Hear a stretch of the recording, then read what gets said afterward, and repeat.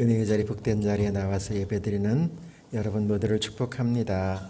하나님께서 예배 가운데 우리에게 말씀하시는 줄로 믿습니다. 성도 여러분, 예배가 귀하고 소중합니다. 예배를 통해서 성령님의 기름 부으심과 하나님의 하나님 되심을 여러분들이 앉은 그 자리에서 경험할 수 있기를 소원합니다.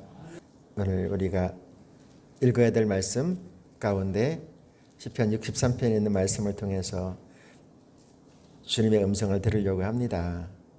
오늘 주시는 말씀은 갈급한 영혼입니다. 말씀의 제목은 꼭 알고 갈 수 있기를 소원합니다. 성도 여러분, 여러분들이 이 땅에 살아오면서 여러분들이 겪었던 가장 큰 위기는 언제였나요? 여러분들의 삶은 원만하셨나요? 여러분들이 살아오면서 겪었던 정말 앞이 안 보일 만큼 캄캄했던, 그리고 어떻게 해야 되는가라고 하는 고민 속에 빠졌던 위기의 날은 언제였습니까? 한 번도 없지는 않으셨죠? 지금도 위기 가운데 있는 분은 혹시 안 계시나요? 어떻게 이기셨어요, 그때? 그 어려움을, 그 고통을, 그 잠 못 이루는 그 밤들을 어떻게 이기셨나요? 그래요. 잘 이기셨습니다. 그러니까 여기 오늘까지 살아오신 것이죠. 그런데 말입니다. 또다시 그런 어려움이 우리에게 온다면, 그때는 젊었으니까 이겼지만 여러분 어떻게 하실래요? 또다시 그 엄청난 어려움, 막 생각하기도 싫은 그 고통스러운 날이 여러분 앞에 또다시 온다고 한다면 어떻게 이기실래요? 그때는 젊었었다니까요. 그때는 그래도 소망이 있었다니까요. 지금은 어때요? 지금은 우리 형제님들이 가만히 이렇게 면면을 바라보면 평균 65세가 넘어가고 있거든요. 그러면 또다시 이런 어려움이 온다고 한다면 어떻게 하지? 라고 하는 생각이 딱 드는데 제 가슴이 덜컥 내려왔는다니까요. 왜냐하면 이제는 다르거든요. 저는 어르신들이 하는 말을 참 많이 듣습니다, 요즘에. 목사님, 작년 다르고 올은 진짜 너무 많이 달라요. 라고 하는 말들을 참 많이 하거든요. 그 말의 의미를 저는 잘 압니다. 몸이 내 생각과 전혀 다른 곳으로 가고 있다는 것을 말하고 있거든요.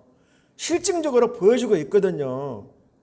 기억도 깜빡깜빡하고 뭐 들고 있는데 지금 찾고 있는 성도들을 가만히 보면서 못 찾아요? 예, 전화기 샀는데요. 안경 찾고 있는데요. 권사님 지금 들고 있어요, 전화기. 그 들고 있는 거는 안경 뭐예요? 라고 이야기하면 있네. 그러고 계시더라고요. 성도 여러분, 오늘 우리는 시편 63편의 말씀 앞에 있습니다. 성경 읽어야 돼요, 여러분. 성경 10편을 읽으면 위에 아주 조그마한 글씨도 읽으세요.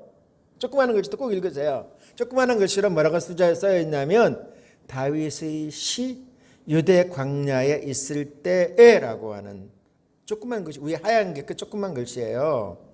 그래서 이제 그 성경을 연구하는 분들이 이것을 분류할 때에 탄식 시, 비탄의 시, 뭐 더 나아가서 확신의 시라고 이야기합니다. 성경을 분석하고 분류하는 분들이 말입니다. 성도 여러분, 여러분들이 어려움을 당하고 곤란을 당할 때에 탄식하셨죠. 한숨이 땅이 꺼지라고 내쉬었던 적 말입니다. 오늘 말씀 시편 63편은 되게 중요한 말씀이고 유명한 말씀이기도 해요.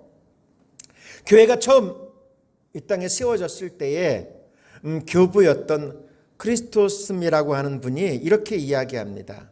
시편 63편은 날마다 밤과 낮으로 우리가 그 당시에는 이렇게 악보가 있는 것이 아니라 우리가 우리의 시조처럼 창처럼 불렀던 노래라고 이야기합니다. 그리고 그 초대교회 전통에 보면 1년 내내 아침 저녁으로 시편 63편의 말씀을 읽었어요. 묵상하고 읽었어요. 여러분, 우리가 또다시 비탄의 순간, 탄식의 순간, 어려움의 순간이 왔을 때 우리는 어떻게 될까요? 기도해야죠. 근데 기도가 돼요, 안 돼요? 우리 솔직하게 얘기합시다. 기도가 돼요, 안 돼요? 해본 사람은 알아요. 이거 옆에 무조건 기도하라고 하지 마세요. 기도가 안 되는 걸. 기도가 안 나와요. 그럴 때 우리가 이길 수 있는 방법이 찬양해야 돼요. 찬양. 그런데 찬양도 잘해야 됩니다, 여러분. 긍정적이고 소망의 찬양을 해야 돼요. 이게 참 중요한 거예요. 우리 교회에서 예배 끝에 부르는 찬양이 있어요. 그게 뭔지 아세요? 나의 갈 길 다가도로예요. 1절은 너무 많이 불렀으니까 2절과 3절을 우리 곤란과 단식과 어려움과 위기가 왔을 때 이길 수 있는 가장 큰 대안, 주님 앞에 시편 63편의 말씀을 우리 주님께서 말씀하시면서 밤낮으로 노래하라고 하는 이 말씀 앞에 서서 우리의 노래가 필요하거든요. 여러분의 노래가 필요해요. 국조가 있는 기도인 우리의 찬양이 필요하거든요. 성도 여러분, 누구에게나 맑은 날보다는 흐린 날이 훨씬 더 많습니다.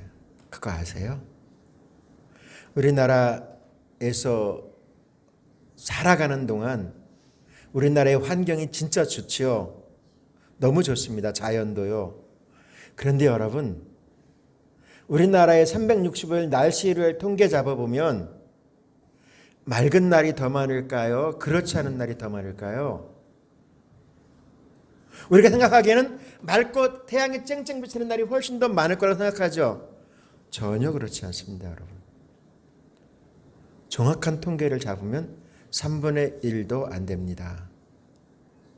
우리의 인생사도 마찬가지거든요. 오늘 하나님께서 저와 여러분에게 주시는 말씀의 제목이 갈급한 영혼입니다. 여러분들의 영혼의 지금 상태는 어떻습니까? 여러분의 영혼은 배부르십니까? 풍족합니까? 여유롭습니까? 어떻습니까? 많은 사람들을 만나서 영적으로 교제하다 보면 다 갈급함 가운데 있는 것을 보게 됩니다. 이런 말이 있어요. 자식은 배반당하려고 키운다. 들어는 보셨어요? 들어는 보셨나요? 되게 유명한 말인데. 그 밑에 말은 너무 많이 들어보셨을 거예요. 부모는 자식을 그 사이에 붙어 있는 절대로 이길 수 없다. 여러분에게 묻고 싶습니다. 여러분 이기고 계십니까? 이기고 계시나요? 이기시나요?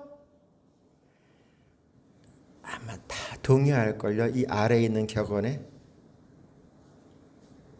동의할 거예요. 오늘 말씀의 내용이 바로 그거예요. 성경 말씀 안에 가장 훌륭하고 본받고 싶은 믿음의 영웅, 하나님의 사람 다윗. 여러분, 다윗이 자녀를 엄청 많이 낳았어요. 그런데 그 아들들, 딸 잘 길렀을까요? 못 길렀을까요? 잘 길렀으면 이런 질문을 할까요? 아니겠죠. 정말 그 자신의 믿음은 또한 모든 사람들이 존중하고 존경할 만한 본받고 싶은 믿음의 사람이었지만 농사 중에서 가장 훌륭한 귀하고 소중한 농사인 자식 농사는 꽝이었어요. 형편없었어요. 세상 표현으로 말하면 낙제였어요. 낙제 점수. 아니 점수를 줄 수가 없어요. 우리는 이런 격언을 들으면서 우리 자신을 생각하는 거예요. 우리는 아니야. 우리 아들, 딸들은 괜찮아. 우리는 괜찮아. 우리는 그런 일이 벌어질 수 없어. 라고 말하는 사람들이 간혹 가다가 그냥 소망하는 거예요, 소망. 그렇지 않아요, 다. 저는 그럼 어떨까요? 저도 아닐 것 같은데요. 그런데 우리는 마음속으로 어때요? 나는 안 그랬으면 좋겠어. 라고 하는 마음 가져요, 안 가져요? 나는 안 그래도 우리는 괜찮아. 라고 말하고 싶을 거야. 근데 여러분, 그럴까요? 말씀만으로 한번 들어가 볼게요. 오늘 말씀을 배경으로 삼고 있는 사무엘하 15장 13절 14절 같이 볼게요. 전령이 다윗에게 와서 말하되 이스라엘의 인심이 다 압살롬에게로 돌아갔나이다 한지라.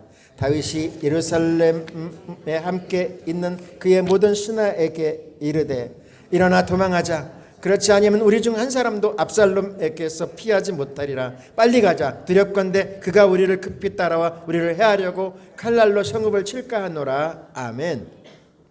다윗의 큰아들은 암놈입니다. 암놈.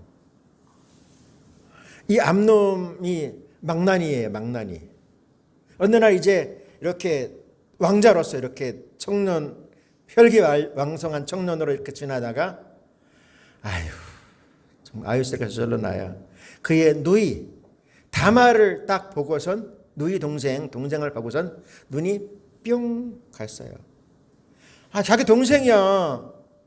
못된 짓을 저질렀어요. 말도 안 되죠. 근데 그 다윗에게는 각각의 부인으로부터 자녀들이 쫙 생산되었어요. 그 다말의 혈육이었던 압살롬이라고 하는 세 번째 아들이 그 이야기를 딱 듣는 거예요. 아버지에게, 아버지! 지금 형이 뭔 짓을 했는지 아시죠? 이거 아버지가 정당하게 해주세요. 그랬더니 그냥 넘어가 버렸어. 어떻게 해볼 수가 없었던 것 같아요, 아버지가. 화가 난 압살롬이 칼 들고 가가지고 암논을 문제 아시죠? 죽여버렸어요. 그리고선 달아난 거예요. 형제간에 칼부림이 난 거죠, 뭐. 그리고 시간이 한참 지나서 이제 압살롬은 아주 용모가 뛰어난 거의 탤런트급의 용모를 가지고 있는 아주 용감한 그리고 지혜로운 사람으로 사람들에게 인정받고 있었어요. 그리고 돌아왔습니다. 그리고 돌아와가지고 성문에서 늘 서가지고 왕자로서 사람들의 어려움을 다 해결하기 시작한 거예요. 그랬더니 온 인심이 세 번째 아들 압살롬에게 넘어가 버렸어요. 다윗은 늙어가고 있습니다. 압살롬은 멋진 정말 훌륭한 아들로 성장해 갔어요. 그리고 사람들에게 어려운 문제들을 다 찾아다니면서 해결해주는 그런 해결사 노릇을 하기 시작합니다. 그러니까 그 왕궁에서부터 온 권력이 어느 순간에 압살롬에게로 탁 넘어간 거예요. 여러분, 이 사람의 욕심은 한이 없는 것 같아요. 특별히 권력에 대한 욕심은 말이에요. 부모 자식도 없잖아요. 압살롬이 드디어 왕이 되고 싶은 마음이 막 솟아나가 옆에서 꼬드기는 사람에 의해서 그는 반역을 일으키고 아버지를 몰아내기로 작정하고 군사를 일으킨 거예요. 다윗은 이 소식을 듣고 도망가기 시작합니다. 생목숨 끊을 수 없잖아요. 세 번째 아들 압살롬을 피해서 달아나는 장면의 말씀, 오늘의 말씀이 연관되어져 있는 거예요. 여러분, 아들에게 쫓겨서 달아난다. 여러분은 어떠실 것 같아요? 여러분이 사랑하는 그 아드님에게 쫓겨서 정말 길바닥으로 나앉는다라는 순간에 닥치면 어떻게 하겠어요, 여러분? 가끔가다 제가 이런 말씀 드리면, 목사님, 저 성도지만, 저 집사지만 칼을 물고 그냥 죽어버릴 거예요 라고 말하는 사람들도 만난 적이 있어요. 견딜 수가 없는 것이죠. 생각을 해보세요. 여러분이 그렇게 금이야 오기야 길렀던 그 아들로부터 이제 칼을 들고 와서 죽이겠다고 하는데 여러분 어떻게 하시겠어요? 어떻게 하시겠어요? 여러분. 성도 여러분, 그때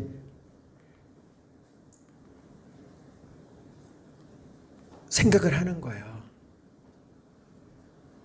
그런데 더 위기가 왔어요. 더 위기. 그게 어떤 위기냐면 압살롬 그래도 괜찮은 거예요. 여러분 괜찮은 거예요. 어떤 위기가 왔냐면 그 압살롬의 편에 있는 사람들을 쫙 보는 거예요. 사람들이 이야기해 주는 거예요. 누가 있는지 아세요?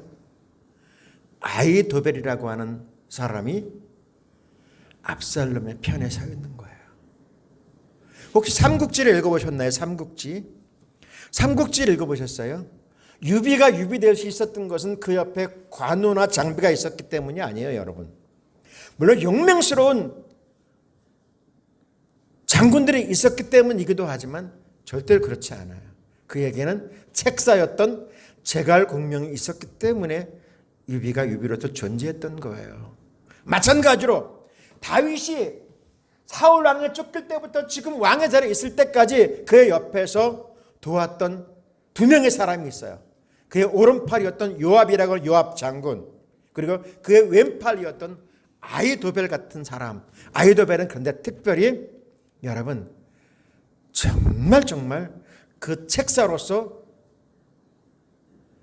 세상으로부터 엄청나게 인정받는 사람이었어요. 근데 그가 누구 편에 서 있어요? 압살롬의 편에 서 있는 거예요. 그것을 딱 들은 다윗은 끝났다.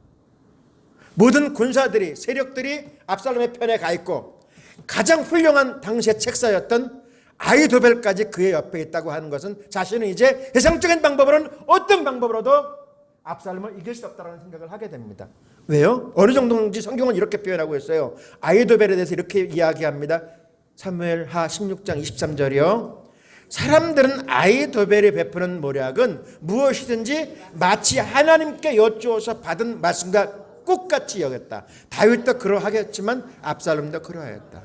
성경은 이렇게 표현하고 있다니까요.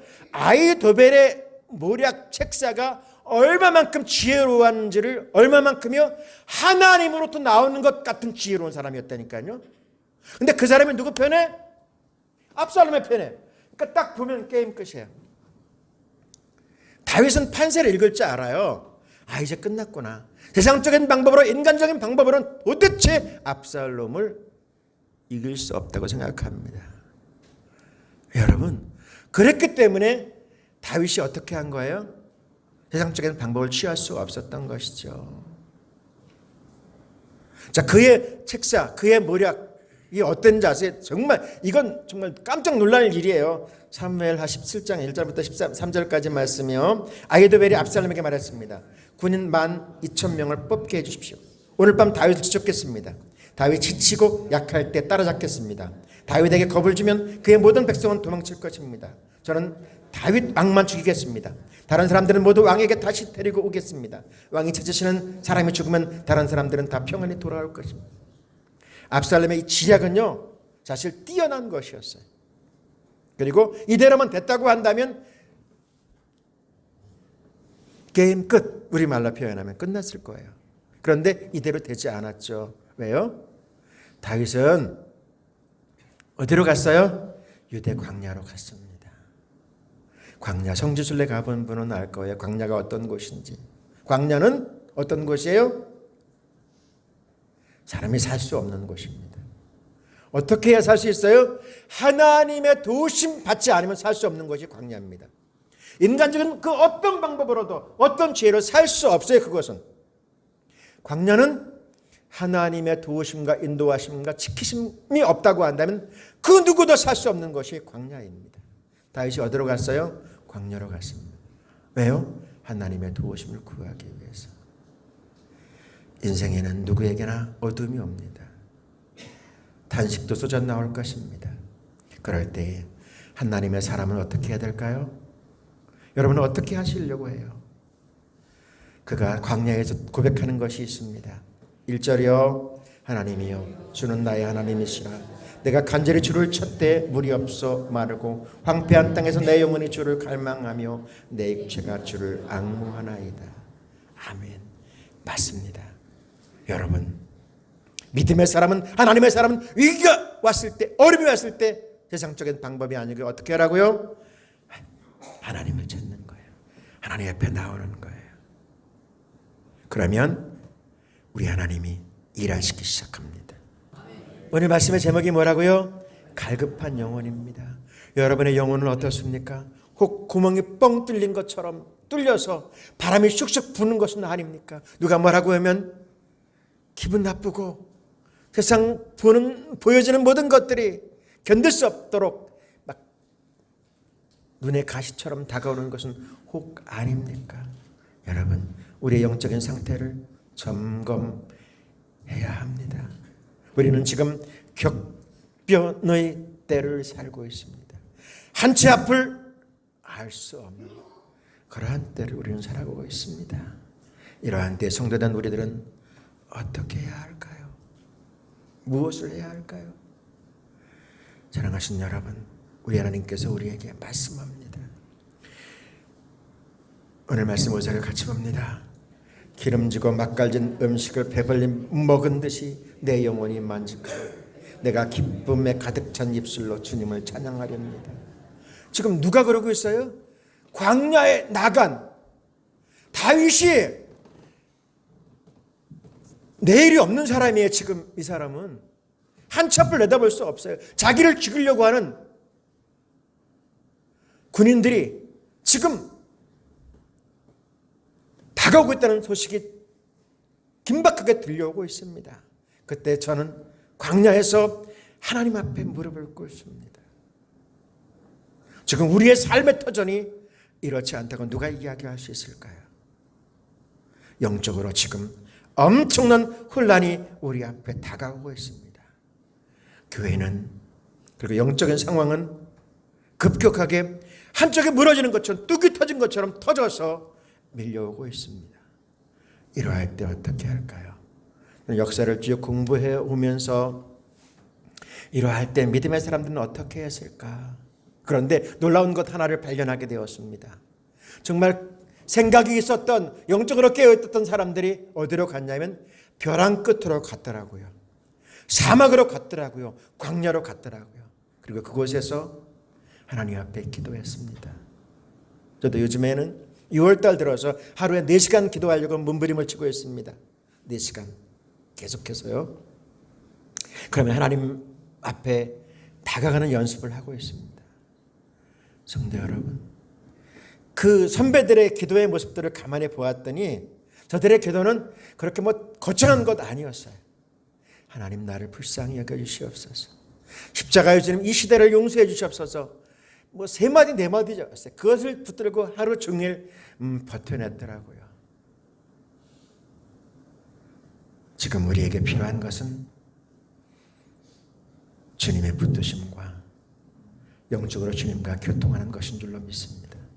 여러분, 그 가장 귀한 자리에 나와 있습니다. 여러분, 가장 귀한 자리. 성도 여러분, 갈급한 영혼, 세상에는 답이 없습니다.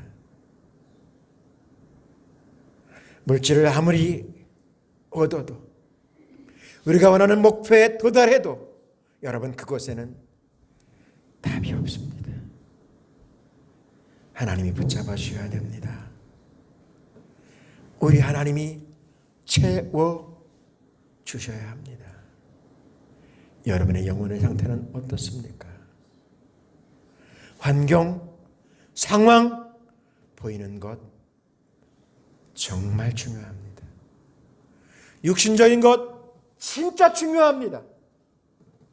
그런데 말입니다, 그곳에서 여러분들의 영혼을 배부르게 할 수 있는 그 어떤 것도 없다는 사실 여러분 아세요? 아십니까 여러분? 채우면 채울수록 우리의 마음은 허전해지고요. 그곳에 도달했지만 불안하고요. 여러분, 우리 하나님께서 우리에게 말씀하려고 합니다. 오늘 말씀 6절이요. 내가 나의 침상에서 주를 기억하며 새벽에 주의 말씀을 작은 소리로 읊조릴 때에 하오리니. 맞습니다 여러분. 하나님의 말씀을 통해서 주님께서 우리에게 만나주시고 말씀해 주실 때에 우리는 당당하게 어깨를 펴고 세상에 나가서 풍족한 영혼의 사람으로, 배부른 영혼의 사람으로 살아낼 수가 있는 것이지요. 우리 하나님께서 우리에게 이렇게 말씀하려고 합니다. 같이 볼게요. 내 영혼이 주께 끝까지 매달리니 주의 오른손이 나를 붙드십니다. 할렐루야. 사랑하신 여러분, 주님을 붙잡아야 됩니다. 주님의 손길을 경험해야 됩니다. 주님의 임재를 여러분들이 그 자리에서 느껴야 돼요. 느껴야 됩니다. 하나님이 이 시간 나의 예배 가운데 임재하고 계시는구나. 하나님이 나와 함께 하시는구나. 그러면 여러분 세상에서 이겨낼 수 있습니다. 왜요? 채우시는 하나님, 우리의 영혼을 간섭하신 하나님께서 우리와 함께 하신다는 사실을 알기 때문입니다. 하나님은 채워주십니다, 여러분. 하나님은 채워주셔요.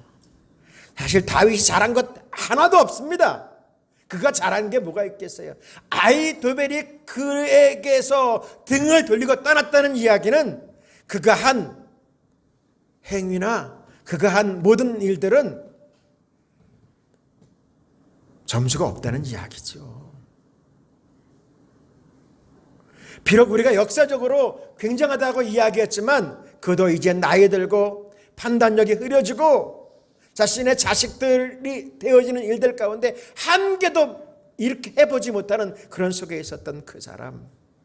그런데 그가 광야로 나아가서 하나님 나를 불쌍히 여겨달라고, 하나님 채워달라고 간구했을 때 어떻게 하셨어요? 여러분, 하나님은 그가 한 행태를 보지 않고 그가 한 행위를 평가하지 않으시고 어떻게 하셨어요? 채워주셨습니다. 하나님 우리의 과거를 묻지 않습니다. 우리가 어떻게 살아왔는지를 물어보지 아니하시고 두 손 들고 나오는 우리들을 주님 채워주신다고 말씀하고 계십니다. 8절부터 10절이요. 나의 영혼이 주를 가까이 따르니 주의 오른손이 나를 붙드시거니와 나의 영혼이 찾아 멸하려 하는 그들은 땅 깊은 곳에 들어가며 칼의 세력에 넘겨져 승냥이의 먹이가 되리이다.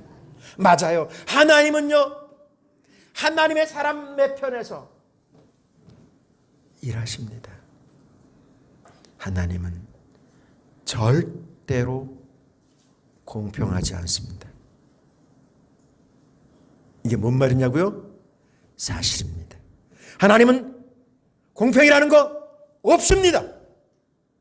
너무 극단적으로 이야기했나요? 하나님은 그 자녀 치우쳐도 너무 치우칩니다. 택한 백성, 여러분, 하나님은 극단적으로 택한 백성을 향하고 있습니다. 이게 하나님의 모습이에요. 어쩌면 아버지 된 부모의 모습이기도 해요. 사랑하신 여러분, 예수 그리스도를 믿는 우리들 이 하나님의 큰 사랑을 받고 살아가고 있습니다. 이제 우리는 어떻게 해야 될까요? 세상으로부터가 아니고 하나님으로부터 채워갈 수 있기를 소원합니다. 가장 유명한 축복의 말씀 한 곳을 같이 보려고 합니다. 요한 3서 1장 2절이요. 사랑하는 자여, 내 영혼이 잘됨 같이 내가 범사에 잘되고 강건하기를 내가 간구하노라. 우리 하나님 이렇게 말씀합니다.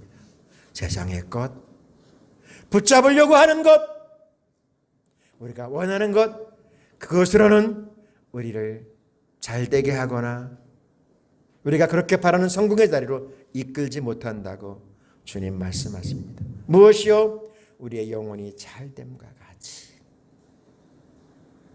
여러분, 한 사람 한 사람의 영혼이 풍요로워지고 잘됨과 같이 그 나머지 것은 저절로 된다라고 주님 말씀하십니다.